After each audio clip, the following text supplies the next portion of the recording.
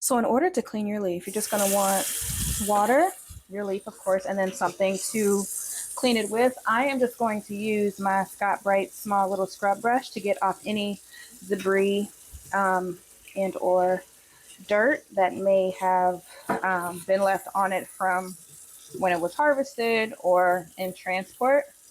Shouldn't really take you very long. Just give it a quick little scrub and a good rinse, and then honestly that is all it takes to clean it.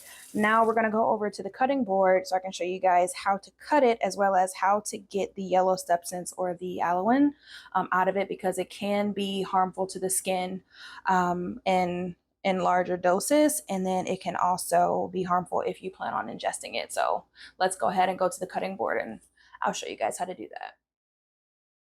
So this part here is also fairly easy. All you're going to need is your knife, your leaf.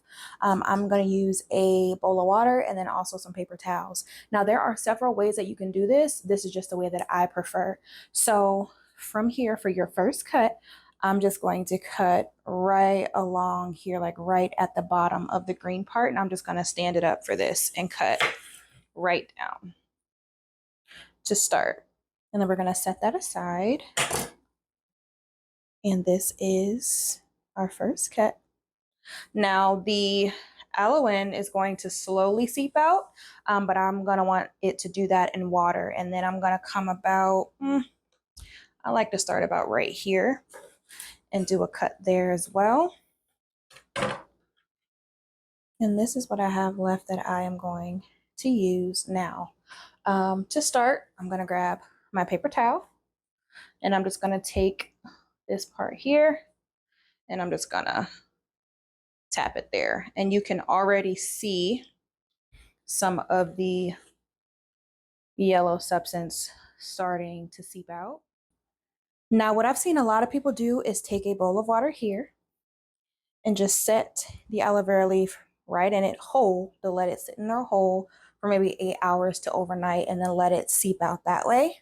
But I found another method that I like as well that I would like to show you guys. So I'm just going to do some smaller cuts.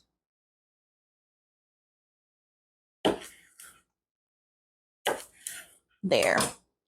So I like to do some smaller cuts, as you can see here. And then what I'm going to do is grab my paper towel. And the same way I did this one, I'm just going to do a little pat here first. And over here, set it aside. Do the same.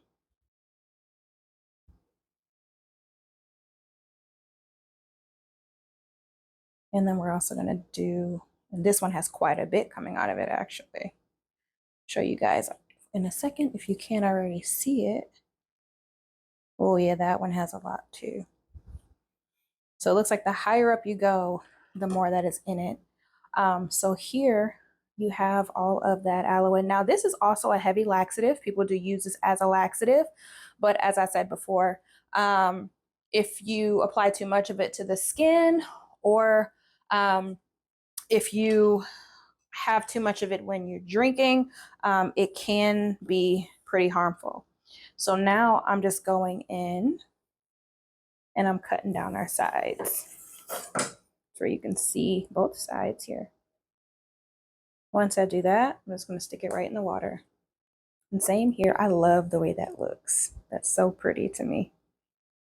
I'm going to cut the sides a little bit more.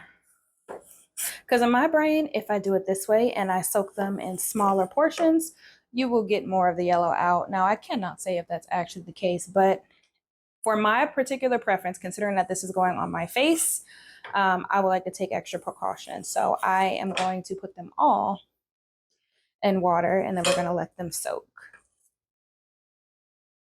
Do the same here and here. And this is what both sides look like. And I'm going to dip it right into my water. So another reason why you want to be sure to get all of the yellow substance out of your aloe vera is because that Yellow substance or aloin is what gives aloe vera a very bitter and icky taste. If you've tasted it before, you know exactly what I'm referring to. It's not pleasant at all. And by removing it, if you've ever had actual aloe vera juice, this is what it's going to end up tasting like. It's not bitter, it's very smooth, a very simple taste. Now that I'm buying the leaf itself, I'll probably just start making it on my own. In addition to the taste, as I've said before, if you are going to be applying it to your skin, the aloe, too much of the aloe can cause irritation. And if you are ingesting it, it can be toxic to the body if you are ingesting too much of it. So you definitely want to be sure you're getting all of that out of there. So what I'm going to do is allow this to sit for the next few hours, and then I'll be able to tell by the color of the water whether or not we got it all out of there. And then from that point, I will show you guys how to cut it open, get the gel out, and then how to make your own gel. We're actually going to be blending it and adding a couple of different things to it. So once this is done, I will be back and we will go from there. See you soon. Okay, so my aloe vera has been sitting for maybe like 5 or 6 hours. You can see it here. It looks to be nice and clean. Now what you want to do is you want to come with the paper towel and you want to do the dab test. And you can see here, whereas earlier it was yellow, now it's clear. So now we can go ahead and dab them and set them aside. Do the next one. And again, completely clear.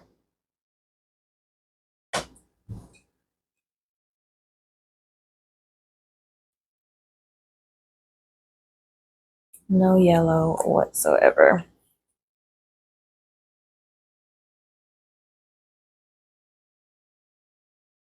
And now that part is done. Now you've successfully cleaned your aloe and got all of the aloin and the yellow substance out.